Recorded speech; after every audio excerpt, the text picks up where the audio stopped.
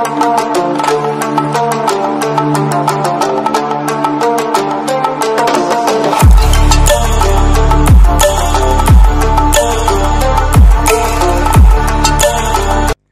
Hello నమస్తే good morning welcome to our YouTube channel. నేను మీ అలం సాయి కృష్ణ. ఈ వీడియోలో ప్రీవియస్ టెట్ మరియు డిఎస్సిలో అడిగిన ఫిజికల్ సైన్స్కి సంబంధించిన ప్రీవియస్ క్వశ్చన్స్ యొక్క ఎక్స్ప్లెనేషన్ గురించి చూద్దాం. ఇది 4th వీడియో అండి, పార్ట్ 4 అండి. Already part 1, part 2, part 3 remaining chapters ఇవి కంప్లీట్ చేయడం జరిగింది. వాటికి సంబంధించిన వీడియోస్ యొక్క లింక్ కూడా ఈ వీడియో డిస్క్రిప్షన్లో నేను ఇవ్వడం అనేది జరుగుతుంది. సో ఈ వీడియో విన్న తర్వాత ఆ వీడియోస్ని కూడా వినడానికి ఒక ప్రయత్నం అనేది అయితే చేయండి. సో ఇవన్నీ కూడా మీకు క్వశ్చన్ ఏరియా ఏ విధంగా అడుగుతుండో, మరి మనం ఏ విధంగా చదవాలి, ఎంత డెప్త్నెస్ వరకు చదవాలి, మనం చదివే దాంట్లో ఎక్కడ మిస్టేక్ చేస్తున్నాం అనేది అవగాహన కావడం కొరకు అన్ని చాప్టర్స్ని గతంలో అడిగిన టెట్ మరియు డిఎస్సి ఎగ్జామినేషన్స్ క్వశ్చన్స్ని తీసుకొని మీ ముందుకైతే నేను రావడం జరిగింది. ఎవరైనా కానీ మొదటిసారిగా మన ఛానల్ని చూస్తున్న వాళ్ళు కానీ, లేదా మన ఛానల్ ఇప్పటివరకు సబ్స్క్రైబ్ చేయని వాళ్ళు ఎవరైనా ఉంటే సబ్స్క్రైబ్ చేయండి. మరి ఈరోజు డిస్కస్ చేసే క్వశ్చన్స్ అన్నీ కూడా పదార్థంకు రిలేటెడ్ చాప్టర్స్ యొక్క క్వశ్చన్స్ అండి. పదార్థం మ్యాటర్. మరి ఈ పదార్థం అనే చాప్టర్కి సంబంధించినవి అన్నీ కూడా ఎక్కడెక్కడ ఉన్నాయంటే 6th క్లాస్లో మనకున్నాయి, అట్లాగే 7th క్లాస్లో మనకున్నాయి, అదేవిధంగా 9th క్లాస్లో 2 చాప్టర్స్ అనేవి ఉన్నాయండి. అదేవిధంగా మనకి ఇక్కడ చుట్టూ జరిగే మార్పుల గురించి, అంటే భౌతిక మార్పులు, రసాయనిక మార్పులకు సంబంధించినవి 6th క్లాస్లో కొన్ని అంశాలు, 7th క్లాస్లో కొన్ని అంశాలు, 9th క్లాస్లో కొన్ని అంశాలు, అట్లాగే 10th క్లాస్లో కూడా కొన్ని అంశాలనే ఉన్నాయండి. పదార్థంతో పాటు ఈ భౌతిక రసాయనిక మార్పులకు సంబంధించినవన్నీ కూడా ఈ అన్ని క్లాసులలో లింక్గా ఉండడం అనేది జరిగింది. సో గత ఎగ్జామ్లలో కూడా ఈవెన్ ఏపీ తెలంగాణలో కూడా ఎక్కువగా క్వశ్చన్స్ అనేవి ఈ ఏరియాస్ని కవర్ చేశారు. సో ఎట్లాంటి క్వశ్చన్స్ వస్తున్నాయి, మన ప్రిపరేషన్ లెవెల్ ఎక్కడ వరకు పోతుంది అనేది కూడా ఒక అంచనాకు రావచ్చండి. సో మనం ఫస్ట్ ఈరోజున క్వశ్చన్ని గమనిస్తే, గాలిలోని నీటి ఆవిరి శాతాన్ని ఇలా అంటారు. గాలిలోని నీటి ఆవిరి శాతాన్ని ఏమంటాం? వాస్తవానికి సింపుల్ డెఫినేషన్ అండి. డెఫినేషన్ నుంచి మనకి ఇక్కడ క్వశ్చన్ వచ్చింది. గాలిలోని నీటి ఆవిరి శాతాన్ని మనం ఏమంటాం? ఆర్ద్రత అంటాం. సో మనకి ఇక్కడ ఆప్షన్లలో ఆర్ద్రత ఎక్కడుంది? సెకండ్ ఆప్షన్లో ఆర్ద్రత అనేది ఉంది. మరి మిగిలిన ఆప్షన్స్ ఏంది? ఆ ఆప్షన్ అనేది డైరెక్ట్ డెఫినేషన్ తోటి వచ్చింది. మరి మిగిలిన ఆప్షన్స్లో గమనిస్తే మనకి ఇక్కడ పీడనం గురించి ఎక్కువగా అడగడానికి స్కోప్ అనేది ఉంటుంది. పీడనం అంటే ప్రమాణ ఉపరితల వైశాల్యంపై కలగజేసే బలాన్నే మనం ఏమంటున్నాం? పీడనం అంటున్నాం. ఇది మన ఒక ఉపరితల వైశాల్యం అనుకుందాం. ఈ ప్రమాణ ఉపరితల వైశాల్యంపై కలగజేసే బలాన్నే మనం ఏమంటున్నాం? పీడనం అంటున్నాం. ఈ డెఫినేషన్ కూడా గుర్తుపెట్టుకోండి. మరి ఏమంటుండు? వాతావరణం అంటుండు. మన చుట్టూ ఆవరించి ఉన్న గాలి పొరనే మనం ఏమంటున్నాం? వాతావరణం అని కూడా అంటున్నాం. ఇది కూడా సింపుల్ డెఫినేషన్ అండి. వర్షపాతం, ఒక నిర్దిష్ట సమయంలో ఒక ప్రాంతంలో కురిసిన వర్షం యొక్క నమోదుని మనం దేనిలో తెలుపుతాం? వర్షపాతంగా తెలపడం అనేది జరుగుతుంది. సో ఇది కూడా మనకు బేసిక్ డెఫినేషన్స్ అన్నీ కూడా ఈ సైన్స్ బ్యాక్గ్రౌండ్లో 6th 7th క్లాస్లో కొన్ని చాప్టర్స్లలో కవర్ అయినాయి. దాన్ని బేస్ చేసుకొని మనకి ఇక్కడ ఈ క్వశ్చన్ అడిగిండు. ఇది ఫెమిలియర్ క్వశ్చన్, చాలాసార్లు కూడా కాంపిటేటివ్ ఎగ్జామ్లలో అడగబడిందండి. దెన్ నెక్స్ట్ క్వశ్చన్ని మనం ఇక్కడ గమనిస్తే, ఒక ద్రవం యొక్క బాష్పీభవన రేటును పెంచేవి అంటుండు. ఒక ద్రవం యొక్క ఏ రేటును? బాష్పీభవన రేటును పెంచేవి అంటుండు. బాయిలింగ్ పాయింట్ను, దాని యొక్క రేట్ ఆఫ్ బాయిలింగ్ పాయింట్ని పెంచేవి ఏవి అంటుండు. ఫస్ట్ ఆఫ్ ఆల్ మనకు బాష్పీభవనం అంటే ఏంటి? పదార్థం వాస్తవానికి ఘనం నుంచి ద్రవ రూపంలోకి మారుతుంది. ఘనం నుంచి ద్రవ రూపంలోకి మారే ప్రక్రియను ద్రవీభవనం అంటాం. ద్రవం వాయు రూపంలోకి మారే ప్రక్రియను ఏమంటాం? బాష్పీభవనం అంటాం. ఆల్రెడీ ఇక్కడ మనకు క్లియర్గా ఇచ్చిండు. అంటే ద్రవం వాయు రూపంలోకి మారే ప్రక్రియను మనం ఏమంటాం? బాష్పీభవనం అంటున్నాం, బాయిలింగ్ అని చెప్తున్నాం. మరి ఈ రేటును దీని యొక్క పెంచేదానికి కారణాలు ఏవి గుర్తించండి అంటుండు. మరి ఇక్కడ గమనిస్తే ఫస్ట్ ఏముంటుండు? ద్రవ ఉపరితల వైశాల్యం తక్కువగా ఉండడం. ఎప్పుడైనా కానీ గమనించండి, ఉపరితల వైశాల్యం ఎక్కువగా ఉంటే బాష్పీభవన రేటు అనేది ఎక్కువగా ఉంటుంది. బావిలో నీళ్లు సముద్రంలోని నీళ్లను కంపేర్ చేస్తే సముద్రంలోని నీళ్లు తొందరగా ఆవిరి కావడానికి ఛాన్స్ ఉంటుంది. అట్లాగే వాటర్ బాటిల్లో నీళ్లు తీసుకోండి, బకెట్లో నీళ్లు తీసుకోండి, ఏవి తొందరగా ఆవిరి కావడానికి ఛాన్స్ ఉంటుంది? బకెట్లో నీళ్లు తొందరగా ఆవిరి కావడానికి ఛాన్స్ ఉంటుంది. ఎందుకోసం అంటే ఇక్కడ ఉపరితల వైశాల్యం అనేది ఎక్కువగా ఉండాలి, కానీ ఆప్షన్లు ఏం చేసిండు? తక్కువగా ఉండాలన్నాడు. ఇది తప్పండి. అట్లాగే గాలి వేగం తక్కువగా ఉండడం అనేది మనకి ఇచ్చిండు. వాస్తవానికి సింపుల్గా మనం బట్టలను ఆరేసినాం అనుకుందాం. బట్టలను ఆరేసినప్పుడు కొన్ని ఫ్యాన్ కింద ఆరేయండి, కొన్ని ఒక మూలకు ఆరేయండి. ఏవి తొందరగా ఆరిపోతాయంటే ఫ్యాన్ కింద ఉన్నాయే తొందరగా ఆరిపోవడానికి అవకాశం ఉంది. దానిలో ఉన్న వాటర్ అనేది వాటర్ వేపర్గా మారడానికి ఛాన్సెస్ అయితే ఉంటాయి. సో గాలి వేగం ఎక్కువ ఉంటే బాష్పీభవన రేట్ అనేది ఎక్కువగా ఉంటుంది. సో ఇది కూడా మనం క్యాన్సిల్ చేసేద్దాం. ఆర్ద్రత తక్కువగా ఉండడం, ఏమంటుండు, ఆర్ద్రత అనేది తక్కువగా ఉండడం. ఇంకొక ఆప్షన్ ఏమిచ్చిండు, ద్రవ ఉష్ణోగ్రత తక్కువగా ఉండడం. కంపల్సరీ బాష్పీభవనం అంటేనే నిర్దిష్ట ఉష్ణోగ్రత వద్ద ద్రవం ఏ రూపంలోకి మారుతుంది, వాయు రూపంలోకి మారుతుంది. ఫర్ ఎగ్జాంపుల్ వాటర్ని తీసుకుంటే వాటర్ 100 డిగ్రీ సెంటీగ్రేడ్ వద్దనే వాటర్ వేపర్గా మారడానికి మనకు ఛాన్స్ అనేది ఉంది. సో నిర్దిష్ట ఉష్ణోగ్రత వద్ద మారుతుంది. కంపల్సరిగా ఉష్ణోగ్రత అనేది మనకు ఎక్కువగా ఉండాల్సిన అవసరం అనేది ఉంది. ఇది కూడా తక్కువగా అన్నట్టుగా ఉన్న ఈ ఆప్షన్ని కూడా మనం ఎలిమినేట్ చేద్దాం. నెక్స్ట్ ఆర్ద్రత తక్కువగా ఉండడం. ఇందాక క్వశ్చన్లో మనము డిస్కస్ చేసినాం. ఏంది, వాతావరణంలోని తేమ శాతాన్ని లేదా గాలిలోని తేమ శాతాన్ని ఆర్ద్రత అంటున్నాం. ఫర్ ఎగ్జాంపుల్ 2 డేస్ని కంపేర్ చేద్దాం. ఒక రోజు మండే అనుకుందాం, ఇంకో రోజు ట్యూస్డే అనుకుందాం. మండే రోజు ఫుల్ వర్షం పడిందండి, ట్యూస్డే రోజు పొడిగా ఉందండి. ఏ రోజు తొందరగా బట్టలు ఆరుతాయి? యాజ్ యూజువల్గా మనకు పొడిగా ఉన్న రోజే బట్టలు తొందరగా ఆరుతాయి. వర్షం పడ్డ రోజు బట్టలు ఆరడానికి ఛాన్స్ ఉందా? బట్టలు ఆరడానికి ఛాన్స్ లేదు. ఎందుకు బట్టలు ఆరడానికి ఛాన్స్ లేదు? తేమ శాతం ఎక్కువగా ఉంటుంది. తేమ శాతం ఎక్కువగా ఉందంటే ఆర్ద్రత ఎక్కువగా ఉంది. ఆర్ద్రత ఎక్కువగా ఉంది అంటే బాష్పీభవన రేట్ అనేది తక్కువగా ఉంటుంది. కావున మనకు ఆర్ద్రత ఎట్లుండాలా? తక్కువగా ఉండాలా. ఆప్షన్లో కూడా ఆర్ద్రత తక్కువగా ఉండడం అనేది ఇచ్చిండు. So answer goes to third ఆన్సర్గా మనం చెప్పొచ్చు. ఆర్ద్రత ఎప్పుడైతే తక్కువగా ఉంటుందో బాష్పీభవన రేటు అనేది అప్పుడు ఎక్కువగా ఉంటుంది. So answer is third answer. Then next question వచ్చేసేసి భౌతిక మార్పుకు సంబంధించిన సరైన వాక్యంని చూడండి. మనకు 6th, 7th, 9th, 10thలో లింకేజ్లో ఉన్న కాన్సెప్ట్ అండి. ఫిజికల్ చేంజెస్, కెమికల్ చేంజెస్ అనే పర్టికులర్ టాపిక్ ఉంది. దానిలో భౌతిక మార్పుకు సంబంధించి సరైన వాక్యం. ఇక్కడ కన్ఫ్యూజ్ కావద్దు. కొన్నిసార్లు ఏమంటాడు, సరికాని వాక్యం అంటాడు. మీరు తొందరపాటులో సరైనది సరికానిది అనేది కన్ఫ్యూజ్ అవుతారు. అందుకోసం క్లియర్గా ఏమన్నా సరైన వాక్యాన్ని గుర్తించండి అంటుండు. పదార్థం దాని స్వభావాన్ని కోల్పోతుంది.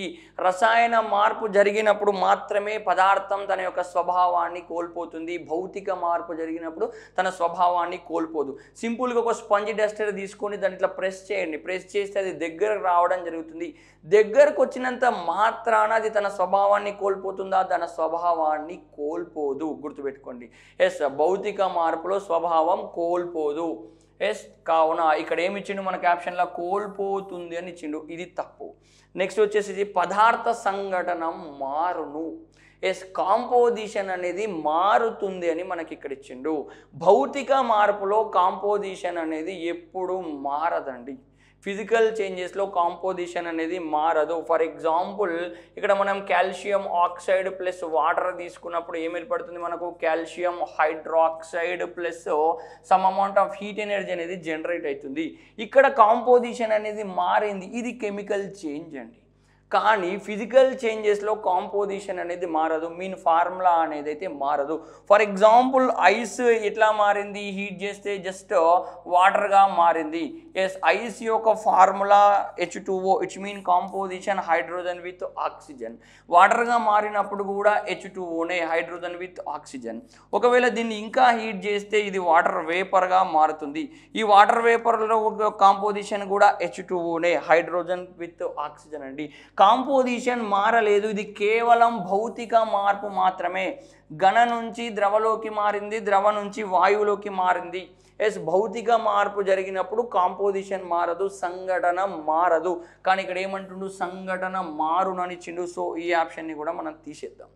మరి భౌతిక మార్పు అనేది శాశ్వత మార్పు అంటుండు. స్పంజ్ డస్టర్ని ఇట్లా ప్రెస్ చేస్తే దగ్గరకు వచ్చింది, అది అట్లాగే ఉండిపోతుందా? అట్లా ఉండిపోవడానికి ఛాన్స్ అనేది లేదండి. ఎస్, మళ్ళీ యాజ్ యూజువల్గా తన మొదటి స్థానానికి వచ్చే పాసిబిలిటీస్ అయితే ఎక్కువగా ఉన్నాయి. కావున భౌతిక మార్పు అనేది శాశ్వత మార్పు కూడా కాదు. ఒకటోది ఎలిమినేట్ చేసినాం, రెండోది ఎలిమినేట్ చేసినాం, మూడోది ఎలిమినేట్ చేసినాం. మిగిలింది ఏది? నాలుగవది ఏమి ఇచ్చిండు? కొత్త పదార్థాలు ఏవి ఏర్పడవు. ఎస్, 100% ఫిజికల్ చేంజెస్ జరిగినప్పుడు కొత్త పదార్థాలు ఏర్పడవు. కెమికల్ చేంజెస్ జరిగినప్పుడు, రసాయన మార్పు జరిగినప్పుడే కొత్త పదార్థాలు అనేవి ఏర్పడతాయి. ఇక్కడ ఏర్పడవు అన్నాడు కావున ఆన్సర్ గోస్ టు ఫోర్త్ ఆన్సర్గా చెప్పొచ్చు. సార్ ఇవన్నీ భౌతిక మార్పులకు సంబంధించిన దాంట్లో సరైనది ఒకటే ఉంది. ఈ మూడు కూడా రసాయన మార్పులకు సంబంధించింది. రసాయన మార్పు జరిగితే పదార్థం తన స్వభావాన్ని కోల్పోతుంది. అట్లాగే తన సంఘటనలో మార్పు జరుగుతుంది. అట్లాగే అది శాశ్వతమైన మార్పే. ఫోర్త్ దాంట్లో కొత్త పదార్థాలు రసాయన మార్పులో ఏర్పడతాయి, భౌతిక మార్పులో కొత్త పదార్థాలు ఏర్పడవు. ఈ విషయాలు గుర్తుపెట్టుకోవాలి. ఈ మూడు కెమికల్ చేంజెస్కి సంబంధించింది, ఇది ఒక్కటే ఫిజికల్ చేంజ్కు సంబంధించిన సరైన వాక్యం అండి. దెన్ నెక్స్ట్ క్వశ్చన్, ఒక ద్రవం యొక్క మరిగే ప్రక్రియకు సంబంధించి సరైన వాక్యాన్ని గుర్తించండి. మరిగే ప్రక్రియ అంటుండు, it's mean boiling process. Boiling process అంటే ద్రవం వాయు రూపంలోకి మారే ప్రక్రియ. ఆ టెంపరేచర్కి సంబంధించిన ఇష్యూకు రిలేటెడ్ పాయింట్స్ మనకు అడిగిండు. మరిగే ప్రక్రియకు సంబంధించి సరైన వాక్యాన్ని గుర్తించండి. ద్రవం యొక్క ఉష్ణోగ్రత దాని మరుగుస్థానం వద్ద స్థిరంగా ఉంటుంది. ఏమంటుండు, ద్రవం యొక్క ఉష్ణోగ్రతనట తన మరుగుస్థానం వద్ద స్థిరంగా ఉంటుంది. నీటి ఆవిరిగా మారేటప్పుడు ఇక్కడ 100 డిగ్రీ సెంటీగ్రేడ్ అనేది కన్సిస్ట్గా ఉంటుందా, చేంజ్ అవుతుందా అంటుండు. మనకు చిన్నప్పటి నుంచి నేర్చుకున్నాం, నీరు 100 డిగ్రీ సెంటీగ్రేడ్ వద్ద నీటి ఆవిరిగా మారుతుందని మనం నేర్చుకున్నాం. అయితే ఎప్పుడైతే 99 డిగ్రీ సెంటీగ్రేడ్ వద్ద కూడా నీరు ద్రవ రూపంలోనే ఉంటుంది. ఎప్పుడైతే 99 నుంచి 100 డిగ్రీ సెంటీగ్రేడ్ వరకు వస్తుందో అప్పుడు అది నీటి ఆవిరిగా మారుతుంది. ఇది నీరు మొత్తం ఆవిరయ్యేటప్పుడు టెంపరేచర్ మారుతుందా అనేది క్వశ్చన్ అండి. టెంపరేచర్ మారుతుందా? టెంపరేచర్ అనేది అక్కడ మారదు, అది కంపల్సరీగా ఫిక్స్డ్గానే ఉంటుంది, స్థిరంగానే ఉంటుంది. ఇదైతే రైట్ స్టేట్మెంట్గా మనం తీసుకోవచ్చు. మరి మిగిలిన ఆప్షన్స్ రైటా తప్ప అనేది చెక్ చేద్దాం. ఇది నెమ్మదిగా జరిగే ప్రక్రియ, ఇది నెమ్మదిగా జరగదండి, కొంచెంగా త్వరితగతంగానే జరుగుతుంది, స్పీడ్గానే జరుగుతుంది. ఈ ఆప్షన్ తీసేయచ్చు. ఇది ద్రవ ఉపరితలంపై మాత్రమే జరుగుతుంది. నో వే, ఒకటే దగ్గర జరగడానికి పాసిబిలిటీ లేదండి. ఎప్పుడైనా లిక్విడ్ హీట్ని తీసుకున్నప్పుడు అదంతా కూడా డిస్ట్రిబ్యూట్ జరుగుతూనే ఉంటుంది. అదేవిధంగా ఇది అన్ని ఉష్ణోగ్రతల వద్ద జరుగుతుంది. అబ్జల్యూట్లీ తప్పండి, ఇది పర్టికులర్ టెంపరేచర్ దగ్గర మాత్రమే జరుగుతుంది. Like water turns into water vapour at exactly 100 degree centigrade. కావున ఈ మూడు ఆప్షన్స్ తప్పండి. Answer goes to first answer అండి. దెన్ నెక్స్ట్ క్వశ్చన్, ఈ క్రింది వాణిలో గాలిలో ఆర్ద్రతను కొలుచుటకు ఉపయోగపడే పరికరం ఏది? ఆర్ద్రతను కొలవడానికి ఉపయోగపడే పరికరం ఏది? 4 ఇచ్చిండు. Thermometer, barometer, hygrometer, hydrometer. Sir thermometer దేనికోసం ఉపయోగిస్తాం? టెంపరేచర్ని మెజర్ చేయడం కోసం దీన్ని ఉపయోగిస్తామండి. First point. సో ఇది మనకు సంబంధం లేదు కావున తప్పైపోయింది. ఆర్ద్రత అడిగింది, ఇది టెంపరేచర్ మెజర్ చేయడానికి వాడతాం. బారోమీటర్ వాతావరణ పీడనంని కొలవడానికి ఉపయోగిస్తున్నాం. వాతావరణ పీడనంని కొలవడానికి బారోమీటర్ని మనం ఉపయోగిస్తున్నాం. దీన్ని టారిసెల్లి అనే శాస్త్రవేత్త కనుగొన్నాడు. దీంట్లో ఉపయోగించే కెమికల్ పాదరసం. సాధారణ వాతావరణ పీడనం 76 సెంటీమీటర్స్ ఆఫ్ మెర్క్యూరీగా మనం చెప్పొచ్చండి. ఇవి బేసిక్ అంశాలు, ఇక్కడ నుంచి అడగడానికి ఛాన్స్ ఉంది. ఇది తప్పు. హైగ్రోమీటర్, హైడ్రోమీటర్ రెండు రిలేటెడ్గా ఉన్నాయి. హైడ్రోమీటర్ ద్రవాల సాపేక్ష సాంద్రత, ద్రవాల సాపేక్ష సాంద్రతను కొలవడానికి ఉపయోగిస్తాం. ఏది? హైడ్రోమీటర్. హైగ్రోమీటర్ ద్రవాల సాపేక్ష తేమను కొలవడానికి కోసం ఉపయోగిస్తాం. సాపేక్ష తేమ. సాపేక్ష తేమ అంటే గాలిలోని తేమ శాతాన్ని ఏమంటున్నాం? ఆర్ద్రత అంటున్నాం. ఈరోజు ఫస్ట్ క్వశ్చన్. కావున గాలిలోని ఆర్ద్రతను కొలవడానికి ఉపయోగించే పరికరం ఏది? హైగ్రోమీటర్గా మనం ఇక్కడ చెప్పొచ్చు. ఆన్సర్ గోస్ట్ ఇక్కడ సెకండ్ ఆప్షన్ ఉంది కావున ఆన్సర్ ఈజ్ 2గా మనం చెప్పొచ్చు. Hygrometer is the right answer. ఈ మూడు కూడా గుర్తుపెట్టుకోండి. ఇది ద్రవాల సాపేక్ష సాంద్రత, ఇది వాతావరణ పీడనం, ఇది ఉష్ణోగ్రతను కొలవడానికి ఉపయోగిస్తాం. ఇట్లా ఒక ఆప్షన్ కాకుండా మిగిలిన ఆప్షన్స్ అన్నీ కూడా నేర్చుకోవడం వల్ల కంటెంట్ అనేది ఎక్కువగా లోడ్ అవుతుందండి. దెన్ నెక్స్ట్ వచ్చేసేసి పాలు పెరుగుగా మారడం ఒక డాష్. పాలు పెరుగుగా మారడం ఒక డాష్. నెమ్మదైన మరియు తాత్కాలిక మార్పు, వేగవంతమైన తాత్కాలిక మార్పు, నెమ్మదైన శాశ్వతమైన మార్పు, వేగవంతమైన శాశ్వతమైన మార్పు. పాలు పెరుగుగా మారింది అంటే కంప్లీట్గా కొత్త ప్రోడక్ట్ ఏర్పడ్డది. కొత్త ప్రోడక్ట్ ఏర్పడ్డదంటే అది రసాయన మార్పు. ఎస్, రసాయన మార్పులు ఎప్పుడు కూడా శాశ్వతమైనవి. పెరుగును మళ్ళా పాలగా మార్చడానికి ఛాన్స్ అనేది లేనే లేదు, కావున అది శాశ్వతమైనది. సో ఇక్కడ ఏమి ఇచ్చిండు, తాత్కాలిక మార్పు అన్నాడు, తీసేసిన. ఇక్కడ తాత్కాలిక మార్పు అన్నాడు, తీసేసిన. ఇక్కడ శాశ్వత ఉంది, ఇక్కడ శాశ్వత ఉంది, 2 ఆప్షన్లలో ఉన్నాయి. నెమ్మదైందా వేగవంతమైందా? పాలకు తోడేస్తే వెంటనే పెరుగుగా మారుతుందా, టైం తీసుకుంటుందా? సింపుల్గా ఒక ఓవర్ నైట్ అంతా తీసుకుంటుంది. రాత్రి 9-10 గంటలకు అమ్మ తోడేస్తే ప్రొద్దున వరకు పెరుగుగా మారుతుంది. ఇది శాశ్వతమైన మార్పే, కానీ నెమ్మదిగా జరుగుతుంది. ఎస్, ఆన్సర్ ఏంది? థర్డ్ ఆన్సర్గా మనం ఇక్కడ తీసుకోవడానికి ఆస్కారం ఉంది. ఎవ్రీడే లైఫ్లో జరిగే కాన్సెప్ట్ ఏనండి. 6th 7th క్లాస్లో దీనికి రిలేటెడ్ ఎగ్జాంపుల్స్ చాలా ఉన్నాయి. మనకు దానిపైన కూడా సింపుల్గా కాన్సన్ట్రేషన్ చేయాలి. చిన్న చిన్న లెసన్ చెప్పేటప్పుడు ఇవన్నీ నాకు తెలియాలి అంటే ఎగ్జామినేషన్లలో ఇక్కడ బోల్తా పడడానికి ఛాన్స్ ఉంటుంది. నెమ్మదైందా వేగవంతమైందా? ఆప్షన్ ఇటనే పెడతావు, ఆప్షన్ ఇటనే పెడతావు. ఒక్క బిట్ మన లైఫ్ని చేంజ్ చేస్తుందండి. ఒక్క బిట్టే ఉద్యోగం రావడానికి కారణమవుతుంది, ఒక్క బిట్టే ఉద్యోగం కోల్పోవడానికి కూడా కారణమవుతుందండి. ఒక్క బిట్ ఉద్యోగం వస్తే లైఫ్ ఒక లెక్క ఉంటుంది, ఒక్క బిట్తోనే ఉద్యోగం రాకపోతే లైఫ్ ఇంకో లెక్క ఉంటుంది. కాయిన్కు ఒకవైపు, కాయిన్కు మరొక వైపు. ప్రతి బిట్ కూడా మనకు ఇంపార్టెంటేనండి. So answer is third. Then next question, క్రింది వాళ్ళలో రసాయన మార్పు కానిది అన్నాడు. ఇట్స్ మీన్ కాగితం మండించడం. కాగితం మండిస్తే బూడిద యాష్ వచ్చేస్తుంది, కొత్త ప్రోడక్ట్. ఎస్, కావున ఇది రసాయన మార్పేనండి. పంచదారను నీటిలో కరిగించడం, ఇనుము తుప్పు పట్టడం, ఇనుముకు ఆమ్లంని కలపడం. ఇనుము తుప్పు పట్టడం కూడా రసాయన మార్పే, కొత్త ప్రోడక్ట్ ఏర్పడ్డది. ఎస్, అయన్ అనేది ఆక్సిజన్ ప్లస్ తేమ సమక్షంలో Fe2O3 అయన్ ఆక్సైడ్ని మనకు ఏర్పరుస్తుంది, ఇనుము తుప్పు పడుతుంది. ఇక్కడ ఆక్సీకరణం అనేది జరిగింది, ఇది ఒక రసాయన మార్పు. సో ఇది కూడా రసాయన మార్పే. ఇనుముకు ఆమ్లంని కలపడం, ఇక్కడ కూడా రసాయనిక చర్య జరిగి కొత్త ప్రోడక్ట్ అనేది మనకు అక్కడ ఏర్పడుతుంది, ఇది కూడా రసాయన మార్పు. ఎస్, ఒకటోది ఎలిమినేట్ చేద్దాం, మూడోది ఎలిమినేట్ చేద్దాం, నాలుగోది ఎలిమినేట్ చేద్దాం, మిగిలింది రెండవది పంచదారను నీటిలో కరిగించడం. పంచదారను నీటిలో కరిగించినప్పుడు రసాయనిక మార్పు అనేది జరగదు, కేవలం భౌతిక మార్పు మాత్రమే జరుగుతుంది. సో ఆన్సర్ ఏం తీసుకోవాలి మనం? సెకండ్ తీసుకోవాలి. కన్ఫ్యూజన్ ఉన్నప్పుడు ఎలిమినేషన్ మెథడ్లో రావడానికి ప్రయత్నం అనేది చేయండి. సో కాగితం మండిస్తే కొత్త ప్రోడక్ట్ ఏర్పడ్డది, ఇనుము తుప్పు పడడం అనేది కూడా కొత్త ప్రోడక్ట్ ఏర్పడ్డది, ఇనుముకు ఆమ్లం కలిపినప్పుడు కూడా కొత్త ప్రోడక్ట్ ఏర్పడ్డది. కొత్త ప్రోడక్ట్ ఏర్పడింది కేవలం షుగర్ని వాటర్లో డిజాల్వ్ చేసినప్పుడే కొత్త ప్రోడక్ట్ ఏర్పడదు. కొత్త ప్రోడక్ట్ ఏర్పడలేదు అంటే అది రసాయన మార్పు కాదు, అది కేవలం భౌతిక మార్పుగానే మనం ఇక్కడ చెప్పొచ్చండి.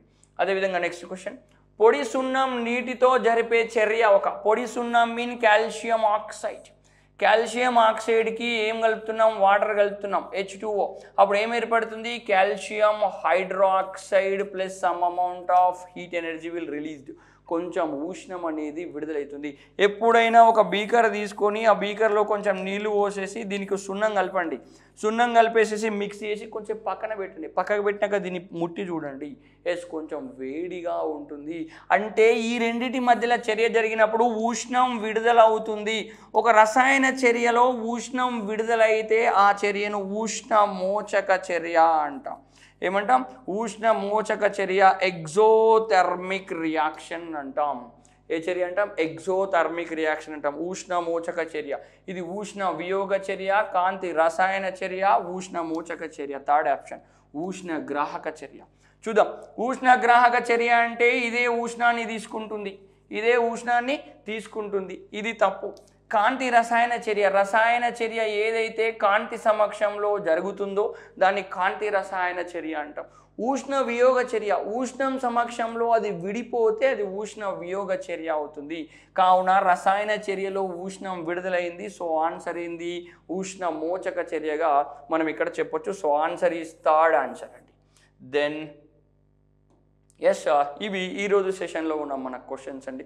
దాదాపు వెరీ వెరీ రిలేటెడ్ అంశాలను కూడా మనం ఇక్కడ డిస్కస్ చేయడం అనేది, ఒక్కసారి క్వశ్చన్స్ని గమనించి మీ ప్రిపరేషన్ యొక్క స్ట్రాటజీని మార్చుకునే ప్రయత్నం చేయండి. ఏ లెవెల్లో చదువుతుర్రు, ఇంకెట్లా చదవాలనేది ఒక అంచనాకు రావడానికి ఛాన్స్ ఉంది. ఆల్మోస్ట్ ఈ మంత్ ఎండ్ లేదా నెక్స్ట్ మంత్ ఫస్ట్ వీక్ లోపల ఫిజికల్ సైన్సెస్కి సంబంధించిన ప్రీవియస్ టెట్ ఎగ్జామ్స్, అటు ఏపీ కానీ తెలంగాణ కానీ డిఎస్సికి సంబంధించిన తెలంగాణ కానీ ఏపీ ఎగ్జామ్లలో అడిగిన క్వశ్చన్స్ అన్నిటినీ మీ ముందుకు తీసుకొస్తారు. దెన్ అప్పటికి కూడా మీకు ఇంకా కొన్ని టాపిక్స్ ఏమైనా కంపల్సరీ వినాల్సిన అవసరం ఉంది అంటే అప్పుడు నాకు చెప్పండి. తప్పకుండా మీకు డిఫికల్ట్ ఉన్న టాపిక్స్, మీకు కావాల్సిన టాపిక్స్ని క్లాస్ రూపంలో మీ ముందుకైతే నేను తీసుకొస్తాను. కంపల్సరీ ఫిజికల్ సైన్స్ నుంచి మీకు ఏం కావాలన్నది నా తరపున ప్రయత్నం చేస్తా. నా సబ్జెక్ట్ నుంచి వచ్చే ఒక 4.5 మార్కులు అట్లీస్ట్ 9 క్వశ్చన్స్ ఏమి వస్తాయి కంపల్సరీ. సైన్స్ నుంచి మొత్తం 18 క్వశ్చన్స్ వస్తే దాని నుంచి 9 ఫిజికల్ సైన్స్ నుంచి, 9 బయాలజికల్ సైన్స్ నుంచి వస్తాయి. 9 క్వశ్చన్స్ అంటే 4.5 మార్కులు. ప్రతి హాఫ్ మార్క్ కూడా విలువైనదే. ఆ 4.5 మార్కుల్ని మీకు తీసుకొచ్చి పెట్టే బాధ్యత నాదే అండి. సో ఇట్లాంటి ముఖ్యమైన అప్డేట్స్ ఎల్లవెల్ల పొందాలంటే మన ఛానల్ని ఫాలో అవ్వండి. వీడియో నచ్చితే లైక్ చేయండి, షేర్ చేయండి. మన ఛానల్ని ఇప్పటివరకు సబ్స్క్రైబ్ చేయని వాళ్ళు ఎవరైనా ఉంటే సబ్స్క్రైబ్ చేయండి. Thank you so much. జై హింద్.